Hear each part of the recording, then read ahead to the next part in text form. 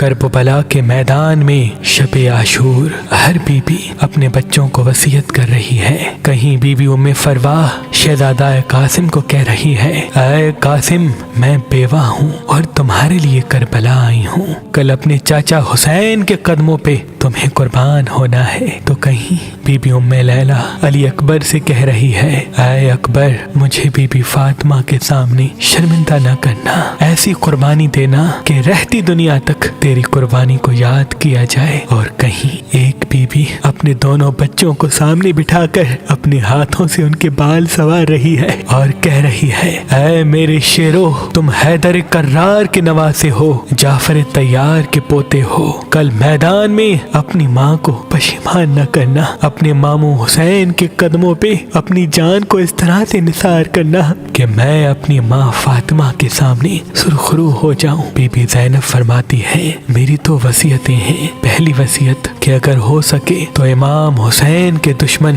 عمر بن سعد کو قتل کرنا، اور دوسری وصیت اگر جنگ لڑتے لڑتے نہر فرات کے قریب پہنچ جاؤ تو پانی نہ پینا، کیونکہ حسین کے بچے پیاسے ہیں۔ بس رات ڈھلنے لگی، 10 محرم کا سورج طلوع ہوا، ہر ایک شہید امام حسین کے قدموں پہ قربان ہو رہا تھا۔ جب سب کی لاشیں آ رہے تھے، بی بی زینب نے دیکھا کہ ابھی تک میرے بچوں کی لاشیں نہیں آئے۔ آپ نے اون و محمد کو بلایا اور فرمایا، اے اون محمد، اب تک زندہ ہو؟ دونوں دست ادب کو جوڑ کے عرض کرتے ہیں، اے میری ماں، ہم بار بار اپنے ماموں حسین کے پاس جاتے ہیں لیکن امام حسین ہمیں اجازت نہیں دیتے۔ بی بی زینب نے جناب عباس کو آواز دی اور مولا عباس سے فرمایا، اے عباس، میرے بھائی حسین کو کہو کہ میرے حق کا واسطہ اپنے قدموں پہ ان میرے 2 شہزادوں کو بھی قربان ہونے کی اجازت دے دے۔ جناب عباس نے امام حسین سے فرمایا۔ امام حسین بی بی زینب کے خیمے آتے ہیں اور فرماتے ہیں،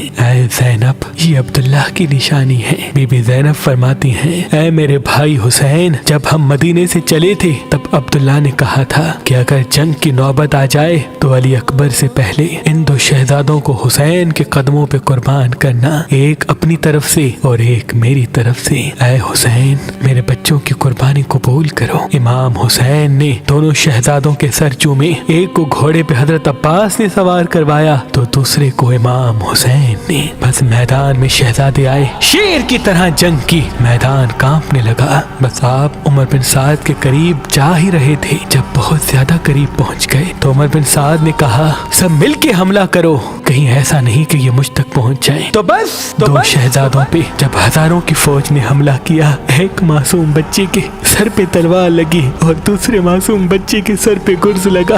دونوں گھوڑے کی زین سے زمین پہ آئے، ایک وہیں شہید ہو گیا۔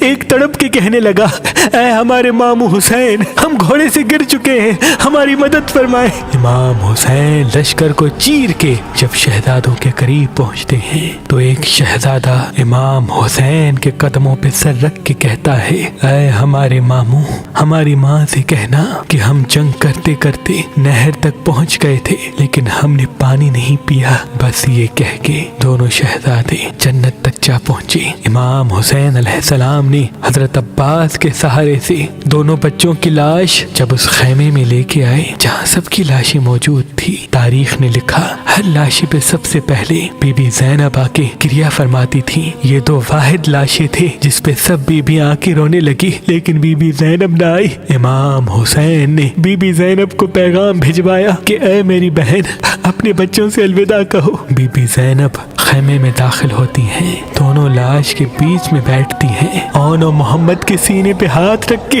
آسمان کو دیکھتی ہیں اور فرماتی ہیں، اے اللہ، اب میرے پاس کچھ نہیں جو میں حسین کے قدموں پہ قربان کر سکوں۔ سلام ہو اون و محمد پر، سلام ہو کربلا کے شہیدوں پر، سلام ہو بی بی زینب ام المصائب کے صبر پر۔